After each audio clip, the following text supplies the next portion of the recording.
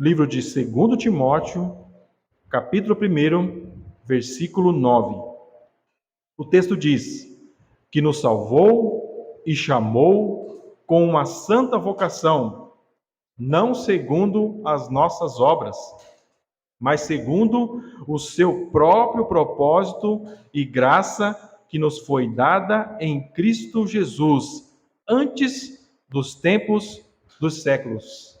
Pai eterno, mais uma vez eu estou em oração, Pai, para pedir socorro e graça, Pai, diante da Tua palavra, Senhor, porque eu sei, ó Deus, que a parte do Teu Espírito Santo, ó Deus, nada posso fazer, ó Pai, não posso convencer e trazer convicção das verdades que vamos estar aqui expondo, ó Pai, a não ser que o Teu Espírito sopre essas convicções, ó Pai, em nossos corações. Me ajuda, ó Deus, a estar aqui neste momento, ó Pai, pregando a Tua palavra de uma maneira minimamente digna, Pai, à altura do que é exigido, ó Pai. É que eu te peço, ó Deus, em nome de Jesus. Amém.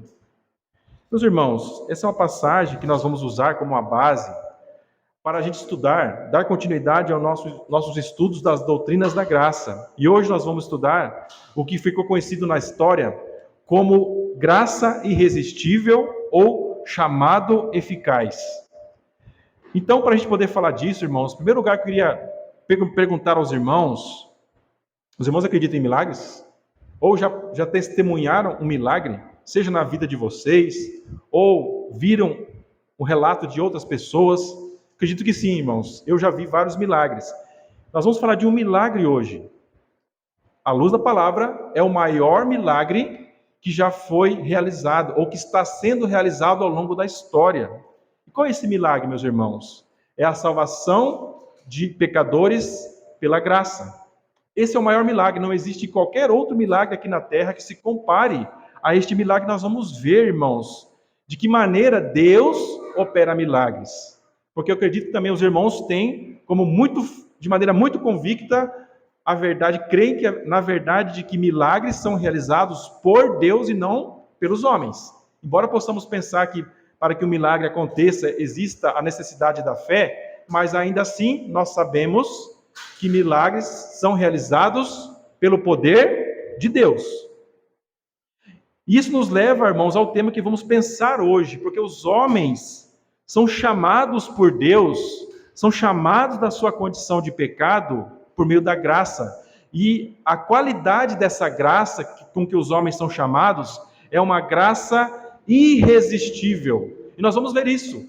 Em que sentido que essa graça é irresistível? Ou então, usando um outro termo, que esse chamado que Deus faz, que Deus convoca homens para virem e para serem salvos, é eficaz. Porque Deus é quem opera esse milagre. Então, por isso, quando Ele chama alguém, poderosamente Ele realmente chama e essa pessoa vem a Ele em arrependimento e confissão de pecados. Nós sabemos também, irmãos, quando pensamos em salvação, que o homem, ele precisa crer em Cristo, ele precisa passar pelo que todo mundo conhece como conversão. Então a pessoa precisa se arrepender da sua velha vida e voltar-se para Cristo como Senhor e Salvador, tendo uma nova vida com Deus. Esse é um ponto que todos reconhecem. O que nós vamos estudar hoje aqui, irmãos, é o que é feito pelas mãos de Deus para que o homem chegue neste ponto e reconheça o seu pecado, reconheça a sua condição de pecado e possa ver, peraí, não há esperança para mim, só Jesus pode me salvar. Então nós vamos entender como que Deus faz isso, a Trindade faz isso. Isso, para poder entendermos, irmãos, nós temos que pensar em retomar algumas coisas que já estudamos. Em nossa introdução sobre as doutrinas da graça, nós aprendemos que Deus salva pecadores para trazer a glória da sua graça. Se formos resumir este tema da graça, ou como Deus salva pecadores, irmãos, nós temos que pensar na finalidade com que Deus salva pecadores. Biblicamente, irmãos, Deus não salva pecadores apenas para salvar pecadores, apenas para livrar pessoas do inferno. Deus salva pessoas com um propósito infinitamente mais nobre do que esse. Sabe qual é? A glória da sua graça. Deus, para glorificar a sua graça, para trazer o louvor da sua graça, o que Ele faz? Salva pecadores que não merecem a salvação. Nós não merecemos a salvação. A nossa salvação, ela é oferecida de maneira gratuita. Por quê, irmãos? Porque de outra maneira ninguém seria salvo. Como eu sempre repito aqui aos irmãos, o céu seria um lugar vazio de homens. Apenas os anjos estariam lá. Por quê, irmãos? Porque nós não podemos chegar até o céu com as nossas próprias forças. De que maneira então a pessoa é salva? Pela graça. E é isso que nós vamos estudar hoje. Por que então que os homens não podem se salvar com as suas próprias forças? Porque a palavra de Deus, nós lemos a confissão aqui do rei Davi, como um grande exemplo, como um grande atestado, irmãos, ou um raio-x da natureza humana. E esse raio-x não apresenta o homem ali sem nenhum problema. A Bíblia apresenta o homem mal, o homem doente espiritualmente. Qual é essa doença? O pecado. É uma doença mortal. Todos nós, um dia, vamos passar pela morte. Por quê, meus irmãos? Porque, de acordo com Romanos 6:23, o salário do pecado é a morte. E o texto em seguida vai dizer, mas o dom gratuito de Deus é a vida eterna em Cristo Jesus. Então a Bíblia apresenta o homem como uma natureza má. Os irmãos que estudaram esse tema descreveram ou colocaram um termo para expressar essa verdade, que é o que se chama, o que é conhecido na história como depravação total. Os irmãos sabem que essa palavra é uma palavra feia. Falar assim, uma coisa depravada é algo feio. Mas quando a Bíblia diz que o ser humano ele é depravado totalmente, irmãos, está apontando para a nossa natureza pecaminosa. Então esse é o primeiro ponto que devemos entender. A pessoa ela vem para Cristo, meus irmãos, fazendo uma confissão de pecados. Quando a pessoa confessa os seus pecados, o que ela está admitindo? Que ela é boa ou que ela é má? Ela está admitindo que ela é má. Nós aprendemos aqui, estudando a depravação total, com base em João, que o homem, quando ele nega que ele tem pecado, ele transforma Deus num mentiroso. Por quê, meus irmãos? Porque a palavra de Deus diz que o homem é o quê? Mau e pecador por natureza. E por isso ele faz o quê? Comete pecados. Uma cobra venenosa, qual é a natureza dela?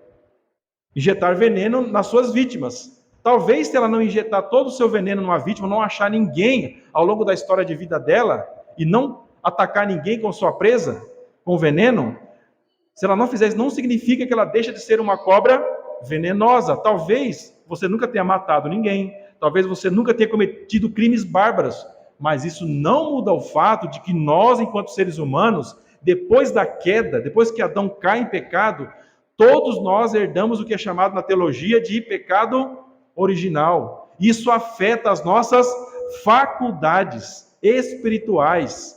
Então, mas irmão, eu não sou tão mal assim, eu sou uma boa pessoa, eu faço isso, faço aquilo. A Bíblia também não nega que, embora o ser humano seja mau, ele não possa ter um freio ou um limite na sua maldade.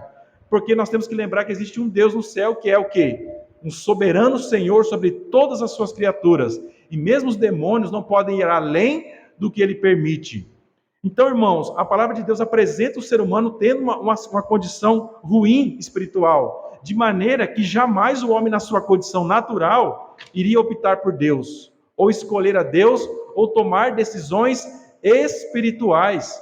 O ser humano entrega a sua vontade, ele nunca escolhe Deus. Ele sempre vai escolher fugir de Deus e fugir da vontade de Deus. Quando olhamos para a história do filho pródigo, nós temos um retrato de cada ser humano na terra, de Adão ao último que vier à terra. Nós temos a história da humanidade ali. O homem foi criado na casa do pai, recebendo tudo do bom e do melhor. Ele gostou daquilo? Estava bom para ele? Não. Resolveu sair e buscar viver longe do seu pai. Mas graças a Deus nós temos um pai que nos acolhe. E essa é a nossa esperança no Evangelho.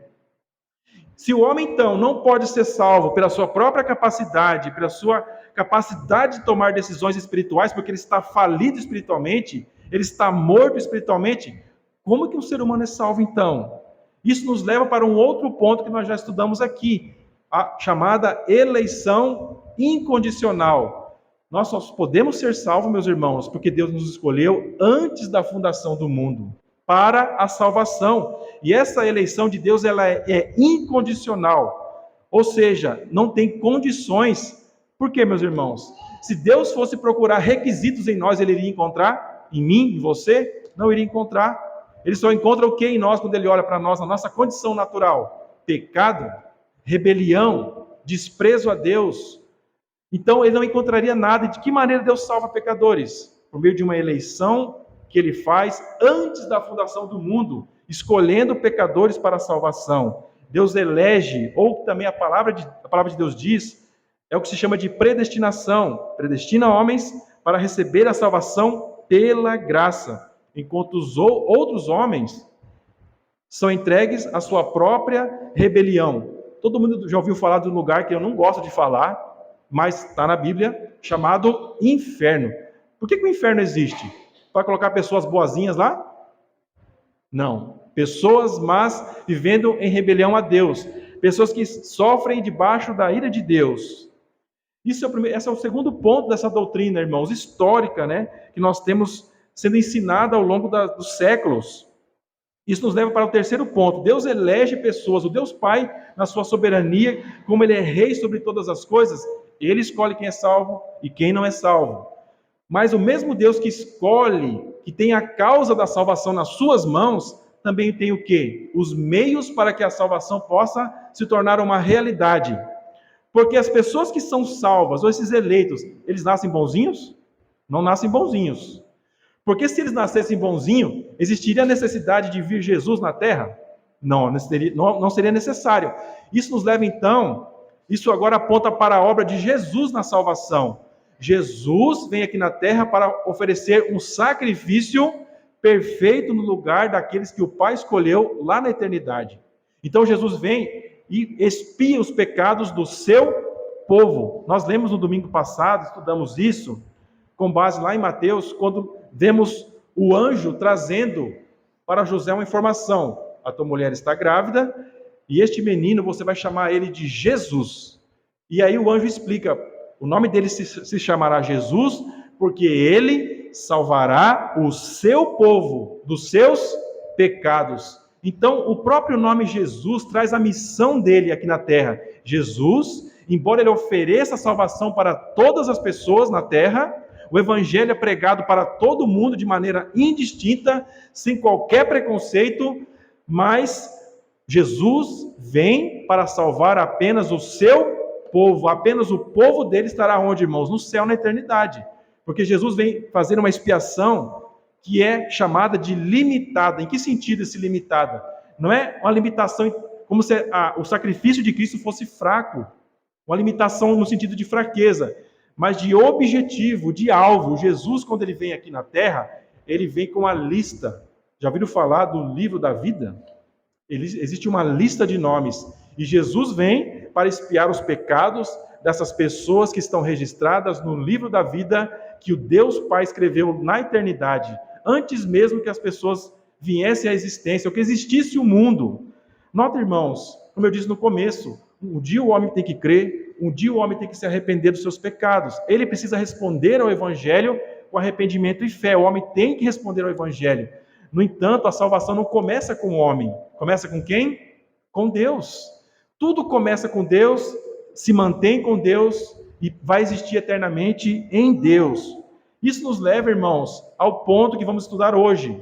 Então, Deus Pai elege os pecadores que serão salvos, pecadores maus, que Ele escolheu na eternidade. O Filho vem e se sacrifica no lugar do seu povo, daqueles que são escolhidos. Então, o Espírito Santo, o Consolador, entra em ação, agora chamando eficazmente aqueles que serão salvos, trazendo convicção de pecados, trazendo convicção do juízo, da justiça de Deus, e também trazendo fé para que a pessoa possa olhar para Cristo como o único Senhor e Salvador.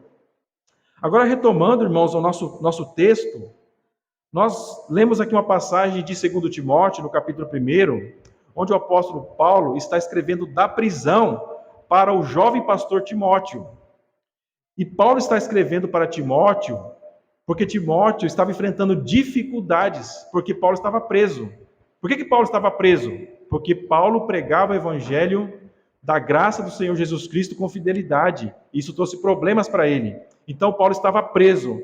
E Timóteo estava com medo, estava enfrentando dificuldades em dar testemunho do evangelho na cultura em que eles viviam, porque o evangelho era ferozmente perseguido. Então, para o apóstolo Paulo motivar Timóteo, Paulo vai trazer a maneira como que esse milagre da salvação alcança as pessoas. E é isso que deveria motivar Timóteo, é o que deve me motivar aqui nesta noite, é o que deve motivar os irmãos também a darem testemunho do evangelho. Nós cantamos no começo do culto que Paulo ensina: o evangelho é o poder de Deus para a salvação, seja do grego, seja do judeu, daquele que crê. Então, Paulo apresenta essas informações desse grande milagre da salvação, irmãos, estar totalmente nas mãos de Deus. E o texto nos diz, a primeira informação, que nos salvou. Então, essa palavra aqui nesse contexto está falando da salvação eterna. Paulo fala da salvação, inclusive no passado. Deus nos salvou. Timóteo, o jovem pastor para quem ele escreve esta carta da prisão por pregar o evangelho, foi exortado a participar das mesmas aflições que Paulo. A motivação e a coragem para sofrer essas aflições do evangelho é segundo o poder de Deus. Paulo seleciona a maneira mais grandiosa e sublime como Deus demonstra o seu poder, apontando para a salvação dos pecadores eleitos. Quando você olha para a salvação, você vê, irmãos, ali a Trindade em ação. Quanto Deus é infinito e grande e poderoso, não podemos medir. Mas quando a gente olha para a salvação dos pecadores, nós estamos olhando, irmãos, para a grandeza de Deus, para a grandeza do poder de Deus. E nós vemos, irmãos, a palavra de Deus apresenta a obra de salvação como algo mais grandioso do que a criação do universo a partir do nada. É assim que Deus cria todas as coisas. Os homens não conseguem explicar isso.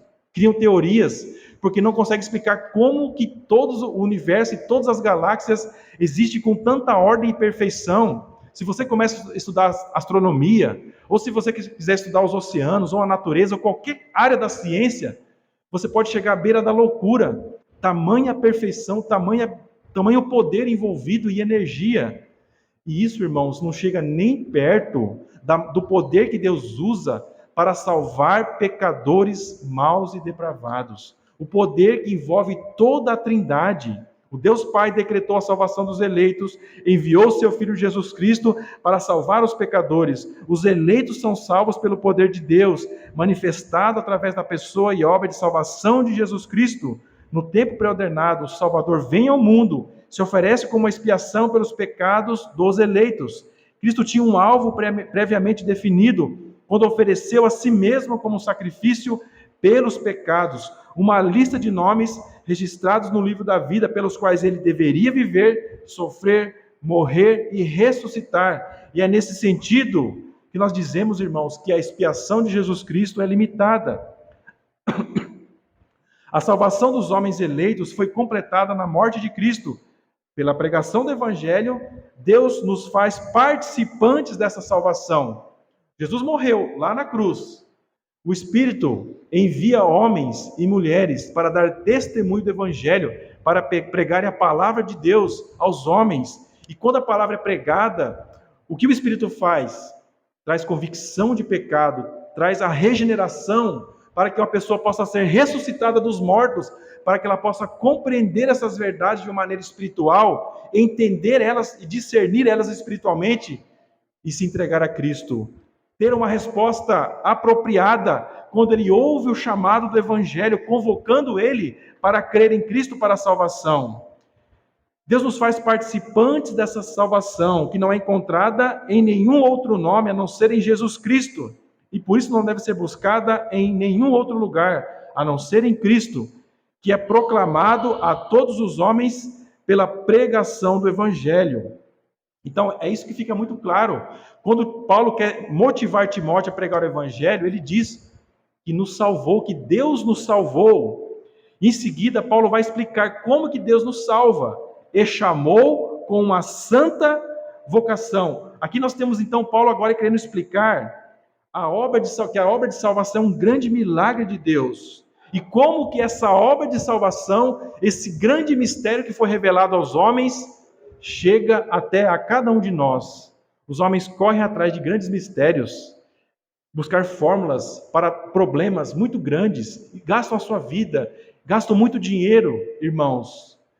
Nós temos um grande mistério, o maior mistério que já poderia existir no céu e na terra, foi claramente revelado em palavras simples que uma criança pode entender. Qual é esse mistério? O Evangelho de Jesus Cristo, a mensagem de salvação. Então Paulo começa a explicar, desdobrar essa mensagem e como que a salvação chega até o seu povo por meio de um chamado. É o que o texto nos diz claramente em 2 Timóteo, no versículo 9, e chamou com a santa vocação. Isso deve nos fazer pensar no seguinte, irmãos: se a obra de salvação parasse lá na cruz do Calvário e o Deus Pai não tivesse enviado o Espírito Santo, algo estaria incompleto. Então, o que Deus faz? Envia o Espírito Santo para fazer o quê? Comunicar a obra de salvação a nós. A obra de salvação chega até nós agora pela atuação do Espírito Santo. Infelizmente, nós vemos, irmãos, quanta coisa é dita sobre o Espírito Santo no nosso meio, no meio evangélico. Atribuem obras ao Espírito Santo que são bizarrices. Gente se contorcendo num culto, falando de maneira esquisita, mas ninguém fala da obra do Espírito Santo que está registrada na palavra, que é fazer o quê? Apresentar Cristo a você. O Espírito Santo ele não aponta para ele mesmo, o Espírito Santo aponta para Cristo. Ele te dá olhos espirituais e ele faz você olhar na direção de Cristo, porque é somente em Cristo que o homem pode ter salvação. Então, esse chamado que Paulo fala aqui é um chamado gracioso que nenhum dos pecadores eleitos pode resistir. Cristo nos abençoa com o seu sacrifício perfeito e nos envia o Espírito Santo, que ministra poderosamente o Evangelho, de que este sacrifício foi realizado em nosso favor de uma forma pessoal e íntima. Eu gosto de pensar assim: quando a gente pensa lá no Mar Vermelho se abrindo, não é um grande milagre? Você não fica com o olho arregalado, o teu coração não acelera? Como pode um mar se abrir ao meio para que uma multidão passe pelo meio a seco? É um grande milagre. Mas se formos pensar, meus irmãos, em termos práticos, bem práticos e pessoais, isso não tem efeitos diretos na minha vida. Talvez tivesse para o povo de Israel cruzando o Mar Vermelho. Mas quando eu penso no milagre da cruz, quando eu penso em Cristo Jesus morrendo numa cruz, e eu olho para ele e lembro e penso e reflito: Jesus, o Rei da Glória, veio a este mundo, pisou neste mundo sujo e pecaminoso e fedorento, subiu numa cruz chamada caveira e lá ele morreu por mim. Aí você pensa: peraí, esse milagre, ele é pessoal. Esse grande milagre de Cristo vindo a este mundo, Jesus Cristo vir a este mundo, subir numa cruz e morreu por mim. Quando você tem fé para crer nisso, irmãos, isso se torna pessoal. A salvação, como é dita, eu acredito que mais antigamente isso será mais claro. A salvação é algo pessoal, não é assim que a gente aprendeu antigamente? Hoje não se fala muito mais disso, infelizmente. A salvação é algo individual e pessoal. Eu entendo que isso, irmãos, é quando você percebe a intimidade que existe nisso. Porque quando Jesus morre na cruz do Calvário, o teu nome estava na mente e no coração dele, na sua divindade. Jesus tem duas naturezas. Ele tinha uma natureza humana, que ele recebeu quando veio a este mundo, e tem uma natureza divina. Eu penso que na sua natureza divina, Jesus tinha o teu nome em mente. Quando ele se sacrifica, é o Aline, é a outra irmã Aline, é o Heine, é o Ingo, é a Ingrid, é a Adi, é os irmãos de outros lugares, e todos os eleitos ao longo da história humana. Eu tenho cada um registrado aqui em meu coração, e em amor estou me entregando por quem eu sei por quem eu estou me entregando, eu sei por quem eu estou morrendo aqui neste lugar. Então, irmãos, isso deve fazer a gente pensar na salvação não como algo distante, um sacrifício formal, longe de nós. A salvação tem a ver com você olhar para Cristo e saber que Ele morreu por você. É uma fé pessoal que você tem em Cristo Jesus como teu Salvador. E quem que opera essa convicção, meus irmãos? Jesus Cristo, o Espírito Santo. Ele opera essa convicção em nossos corações para que a gente possa saber que somos salvos por Ele. Trata-se de um chamado com uma santa convocação, como um dom gracioso, irmãos. É o Espírito Santo que opera a convicção da mensagem do Evangelho quando a pessoa ouve. Isso é interessante, irmãos, porque remove qualquer gotinha de orgulho do homem. O homem tenta colocar, de alguma maneira, a sua mão na obra de salvação. De alguma maneira, o homem tenta encaixar os seus méritos, as suas boas obras, o seu currículo. E Jesus vai apresentar: esse teu currículo não serve, é uma ficha policial, é uma ficha criminal. Essa ficha precisa ser rasgada, porque ela não me serve. Somente a ficha de Jesus Cristo é impecável, e é ela que é apresentada perante o Pai no nosso lugar. E é quando a gente olha para essa troca bendita, meus irmãos, que nós somos salvos. Então, isso nos leva para uma segunda coisa que o apóstolo Paulo explica. Ele vai agora deixar bem claro. Ele diz que nos chamou com a santa vocação, pelo Espírito, não segundo as nossas obras.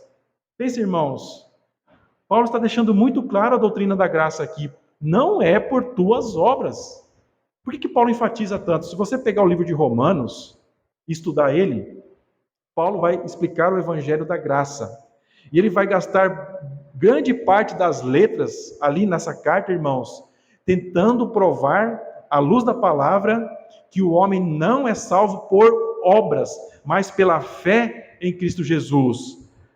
Por quê, irmãos? Porque nós temos uma dificuldade muito grande, meus irmãos, de admitir que nós somos pecadores, que nós somos maus, que nós temos uma natureza inclinada para o mal, que nós queremos usar Jesus de alguma maneira, ou talvez sejamos simpatizantes de Jesus. Talvez a gente creia nele como um grande sábio, como muitas religiões, mas Jesus não quer ser crido apenas como um mero sábio, mas como Deus, como um Senhor e Salvador, único Senhor e Salvador. Então, de onde a fonte deste chamado não procede? Embora este ensino sobre a salvação pela graça seja algo tão claro nas Escrituras, existe no nosso meio, no meio evangélico, no meio cristão, uma grande confusão em torno dele. Diante da constante tentativa dos homens torcerem as Escrituras para tentar encaixar o mérito ou a capacidade humana na salvação. Mal a igreja começou no Novo Testamento, começou a engatinhar, dar seus primeiros passos, começaram a pipocar falsos ensinos. Nós tínhamos na época de Paulo os judaizantes. Então eram homens, pessoas que se converteram ao cristianismo, mas queriam trazer de volta o quê? As tradições do judaísmo que tinham sido abolidas porque Cristo tinha cumprido as leis cerimoniais. Então eles queriam continuar praticando a circuncisão, queriam praticar todos os feriados, as restrições alimentares. E Paulo tem que trabalhar duro, os apóstolos, os plantadores de igreja, tiveram que trabalhar duro para confrontar esses falsos ensinos. E hoje, irmãos, não é novidade, nós estamos há 2000 anos na história do cristianismo, e o que mais existe, irmãos, é tentativas dos homens buscar de alguma maneira um ritual, uma prática, que de alguma forma o homem possa se achar salvo, porque realizou aquele ritual. Essa é uma briga constante que nós vemos. Mas a palavra é muito clara quando diz que a salvação é pela graça mediante a fé. Efésios capítulo 2, versículo 8. A salvação é 100% e do começo ao fim de acordo com o poder de Deus e não segundo as nossas obras, de acordo com o que nós lemos aqui. A fonte do nosso chamado eficaz vem do poder de Deus. Se você é um salvo, irmão ou irmã, glorifique somente a Deus. Porque a salvação não está baseada em você, está baseada no poder de Deus, em ressuscitar mortos. Esse é o poder da salvação. Paulo ainda vai, para não deixar dúvida, Paulo vai dizer ainda, mas segundo o seu próprio propósito e graça. Então aqui Paulo está dizendo, não é segundo as obras, mas de acordo com o propósito de Deus. Se não é por obras, é pelo seu propósito e graça. Usando uma outra expressão, de acordo com o seu objetivo gracioso. A atuação do Espírito Santo no chamado eficaz, isso é muito importante nós entendermos. Antes de falar sobre o chamado do Espírito, existem dois tipos de chamado, meus irmãos. Existe o chamado externo e existe o chamado interno. O chamado externo acontece em toda a igreja que prega o Evangelho. Quando alguém abre a Bíblia e lê as Escrituras, ele está tendo um chamado externo. A palavra está chamando ele, convocando ele para fazer o quê? crer em Cristo, se arrepender dos seus pecados, abandonar a velha vida e ir a Cristo. Existem pregadores nas esquinas, existem pregadores nas igrejas, o evangelho está sendo pregado no mundo inteiro. Tudo isso, irmãos, é classificado como chamado externo, que é para qualquer pessoa que ouvir, qualquer pessoa que ouve o evangelho é chamada a responder com obediência ao evangelho. De que forma? Com arrependimento e fé. Mas só o chamado externo não vai trazer salvação, porque precisa haver o quê? O chamado interno. E quem realiza o chamado interno? O Espírito Santo. E como é o Espírito Santo que realiza esse chamado interno, ele é o quê? Eficaz. O que é uma coisa eficaz? Para explicar uma palavra bem simples, em palavras simples, é uma coisa que dá certo, que dá resultado. Então, muitas pessoas ouviam o evangelho, muitas pessoas ouviram Jesus pessoalmente pregando o evangelho, mas todas as pessoas que ouviram Jesus pregando vieram a ele como Senhor e Salvador, a grande maioria se afastou dele, uma pequena minoria seguiu, ouviu a Cristo e creu nele como Senhor e Salvador. Essas pessoas que creram em Cristo, irmãos, ou que têm crido em Cristo ao longo da história, ou você mesmo, se você já creu em Cristo, você pode trazer glória para você mesmo? Na tua salvação? Não. Por quê? Porque quem realizou essa operação foi o Espírito Santo. O Espírito Santo não vivificar o pecador dos mortos, trazendo convicção de pecado, da justiça e do juízo de Deus, como diz João, no capítulo 16, versículo 8, e colocando fé em seu coração para que atenda a este chamado, ele jamais viria a Cristo para a salvação. Para derrubar qualquer resquício da ideia de que o homem tem alguma participação na resposta ao chamado externo e geral do Evangelho, as Escrituras argumentam que o poder exigido para concretizar o chamado eficaz é tão grande que de nenhum modo ele é menor do que o necessário para ressuscitar a Cristo dentre os mortos. Se você leu, mas já esqueceu, irmãos, eu peço que você risque na sua Bíblia, que você escreva num bilhete e que você memorize Efésios capítulo 1, versículo 19 a 20, que diz: e qual a sobreexcelente grandeza do seu poder sobre nós, os que cremos, segundo a operação da força do seu poder, que manifestou em Cristo, ressuscitando-o dentre os mortos e pondo-o à sua direita nos céus. Irmãos, olha o que o texto está nos dizendo. Uma sobreexcelente grandeza de poder existe sobre cada um de nós que ouvimos o Evangelho e cremos em Cristo como Senhor e Salvador. Paulo enfatiza que o poder usado, irmãos, para que isso acontecesse, para que um pecador como eu e você escutasse o Evangelho e crêssemos em Cristo como Senhor e Salvador, é o mesmo poder que foi usado, que foi manifestado em Cristo quando Ele ressuscitou dos mortos. E não só isso, o mesmo poder que depois de ter ressuscitado a Cristo dos mortos, fez com que Ele comparecesse perante a glória. Quando Ele subiu aos céus depois de ter sido glorificado e ter comparecido aos céus em glória, num corpo glorificado. Esse mesmo poder que é usado para que um homem possa ser chamado a crer em Cristo e essa pessoa efetivamente crê em Cristo para a salvação. Vendo de outra maneira, podemos ainda perguntar: como os pecadores eleitos, mesmo mortos espiritualmente, poderiam impedir esta graça? O que tem acontecido na história? Logo que as doutrinas reformadas começaram a ser pregadas na Europa e que igrejas começaram a ser plantadas na Alemanha, na Inglaterra, na Holanda, logo surgiram pessoas dentro do meio protestante ou reformado e começaram a se levantar contra esses ensinos da salvação pela graça. Um destes homens ficou conhecido na história como Armínio. Ele tinha um outro nome mais complicado, mas ficou conhecido na história como Jacob Arminius. E o que ele ensinava, irmãos? Que a graça podia ser resistida pelos homens. Realmente, irmãos, a graça interna, que usa o mesmo poder que foi usado para ressuscitar a Cristo dos mortos e apresentar Ele perante o Pai em glória, pode ser resistida pelo homem? Pode ser resistida pelo poder do homem? O homem tem algum poder diante disso? Não tem, irmãos. É uma realidade, irmãos, que os seres humanos são maus. E qual é a grande implicação disso, irmãos? A única coisa que o ser humano pode realmente responder quando ouve o evangelho é fazer o quê? Rejeitar. Por isso, então, Deus, de maneira poderosa, o que Ele faz? Chama eficazmente, chama pelo Espírito de uma maneira interna, trazendo convicção de pecado, fazendo o pecador olhar para Cristo.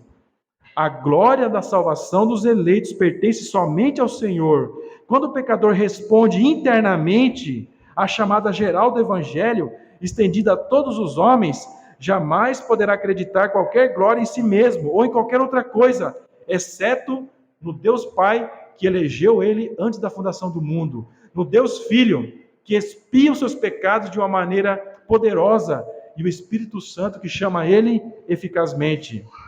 Por isso Paulo finaliza aqui no versículo 9 dizendo que nos foi dada em Cristo Jesus antes dos tempos dos séculos. Não há espaço para as obras onde a graça de Deus reina, especialmente quando somos lembrados da eleição de Deus, pela qual Ele estava conosco antes da fundação do mundo.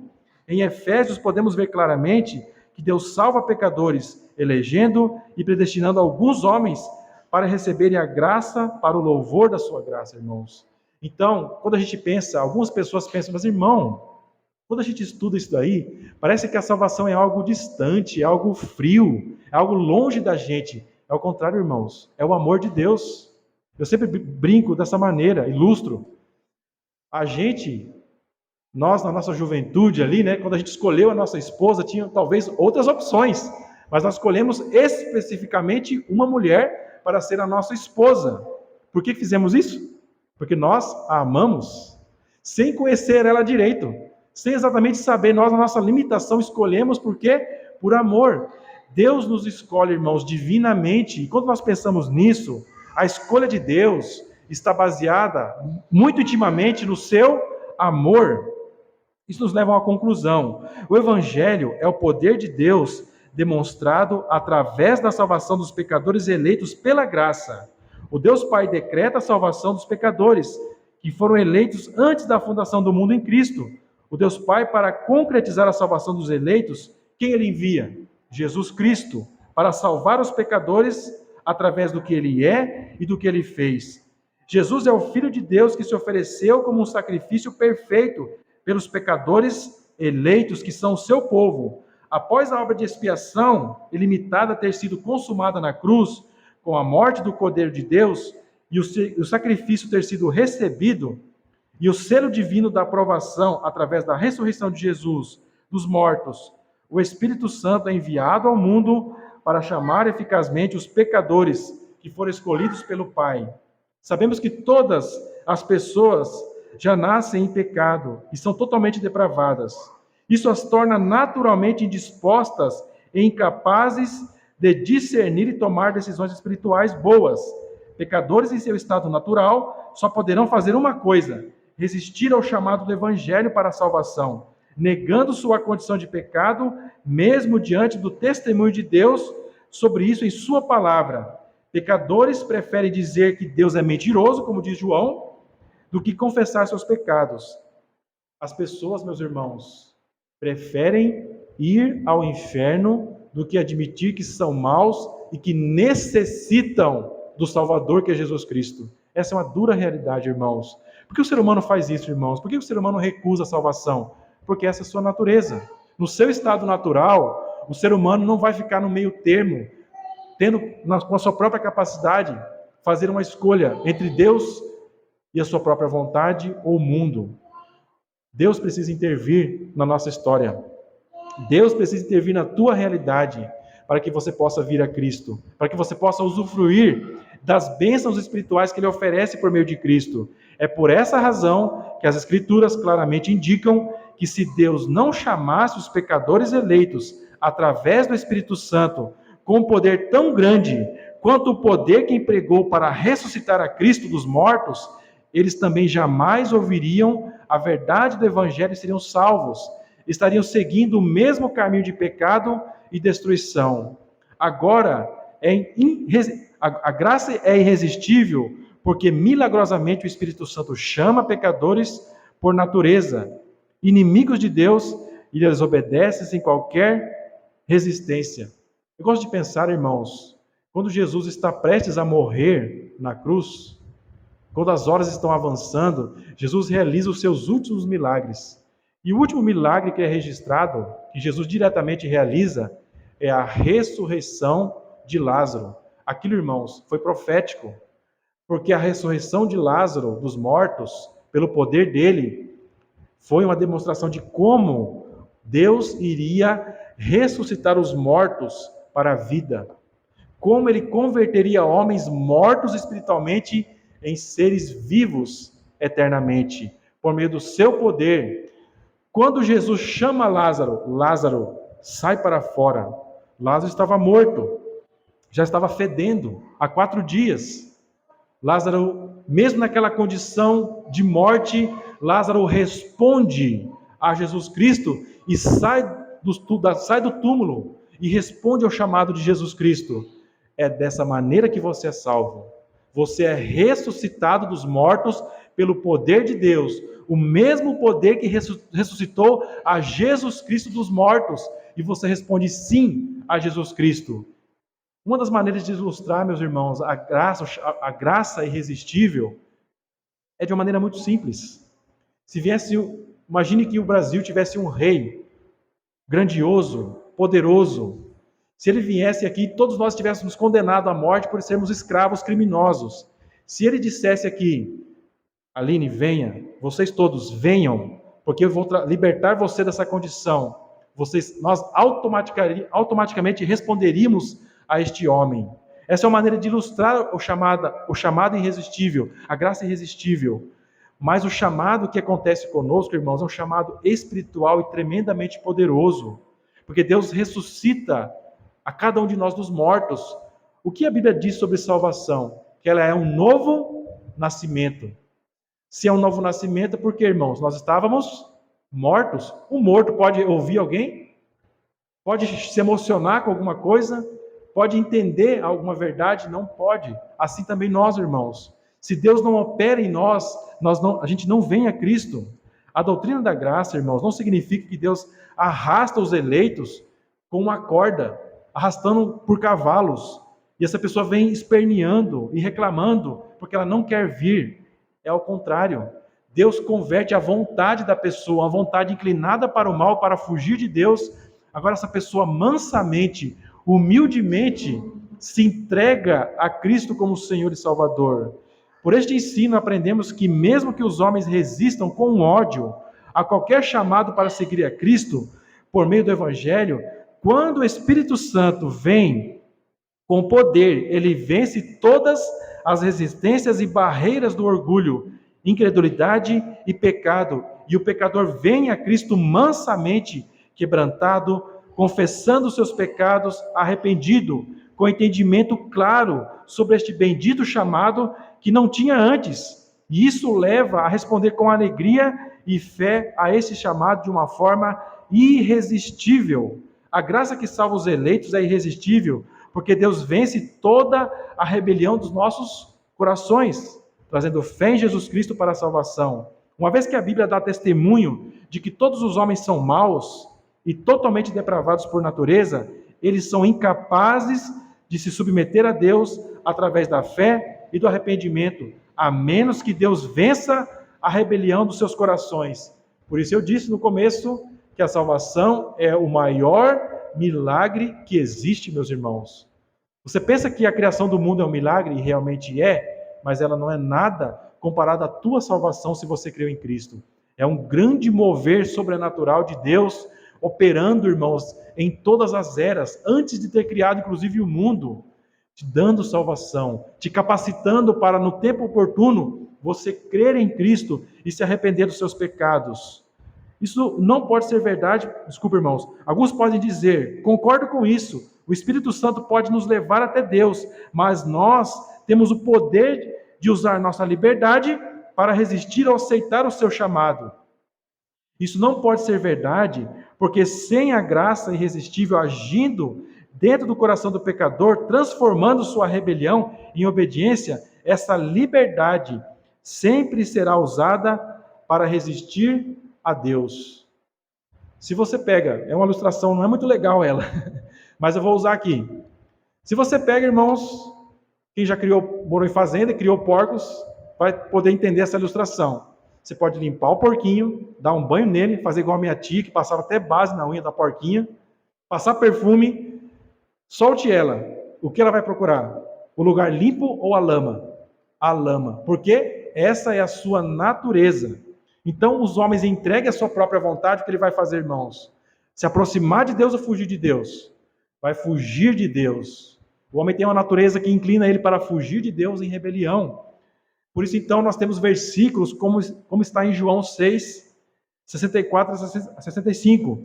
Ninguém pode vir a mim se o Pai que me enviou ou não trouxer, e eu o ressuscitarei no último dia. Por meio do Evangelho, Deus chama a todos os homens de forma geral. Paulo classifica os ouvintes em dois grupos, em 1 Coríntios 1, 23 a 24. Mas nós pregamos a Cristo crucificado, que é escândalo para os judeus e loucura para os gregos. Mas para os que são chamados, tanto judeus como gregos, lhe pregamos a Cristo, poder de Deus, sabedoria de Deus. Observe os dois grupos. O primeiro grupo considera Jesus, a pregação do evangelho, o quê? Uma loucura.